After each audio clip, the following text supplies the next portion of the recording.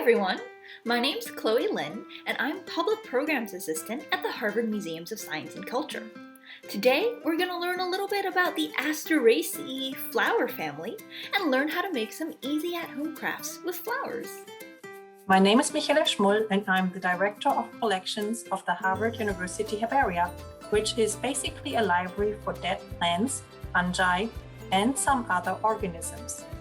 I want to talk to you about the sunflower family today, the so-called Asteraceae. The name Aster means star in Greek, and the flower head of this family is often yellow and has the shape of the sun or a star.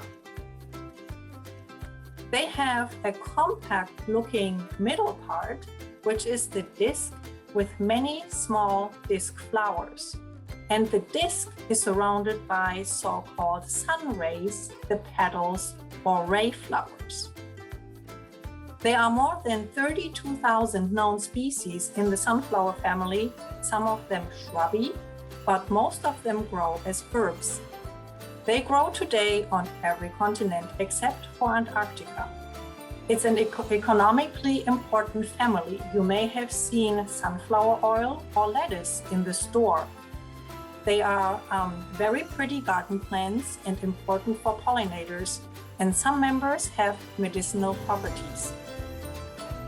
At the herbarium, we store our specimens pressed and dried and glued on sheets of paper. We have about 225,000 sheets of Asteraceae. Some were collected as early as the 1800s and some as recent as 2013. They come from as close as the Charles River here in Cambridge, while others are collected in other places in North America, South America, Europe, Africa, and Australia. Well-known examples of Asteraceae are sunflowers, thistles, dandelions, and lettuce. Sunflowers can turn their entire head to track the movement of the sun in the sky. They do that to attract more pollinators.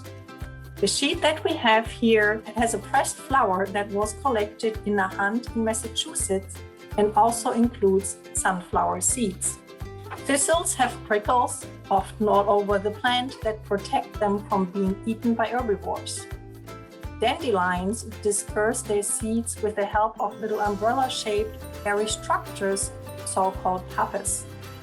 Other family members hitch a ride to a new location with the help of little hooks that can attach the seed to clothing, fur, or feathers.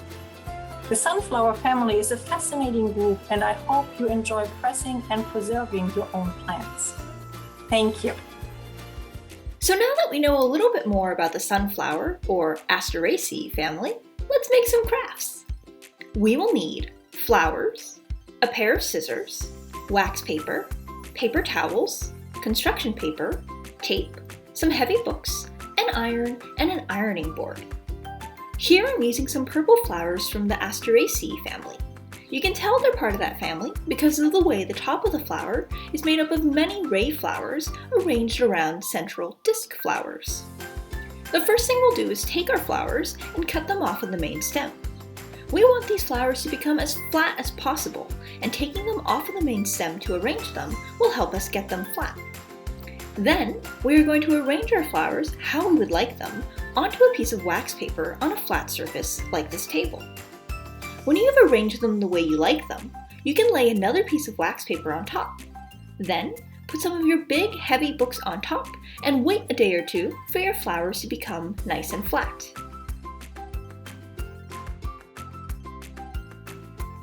After a few hours of waiting, when your flowers are now nice and flat, we can begin the process of either ironing them between wax paper to preserve them, or creating a sun print.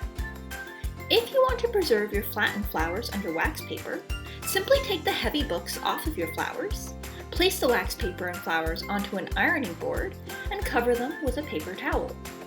Then, with your iron on medium heat, slowly begin to iron across the wax paper until both sides of the wax have bonded together. Voila! You can cut your flowers out into a fun shape and then attach it to some construction paper, or do whatever else you would like with it. If you want to make a sun print with your flowers, Take your flattened flowers out between the wax paper.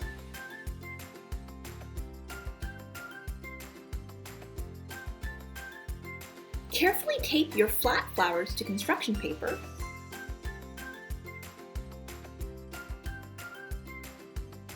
And then tape your construction paper to the window with your flowers facing outside. A south-facing window that gets a lot of sun during the day is best. Leave it for 2 or 3 days, or more if it's cloudy outside, and when you take it down and take the flowers off of the construction paper, you'll see the outline of the flowers. Congrats on making your very own sun print! Thank you for joining us in making these craft activities with flowers. If you like this activity, you can find more on our HMSC Connects Kids and Families page. Bye-bye now!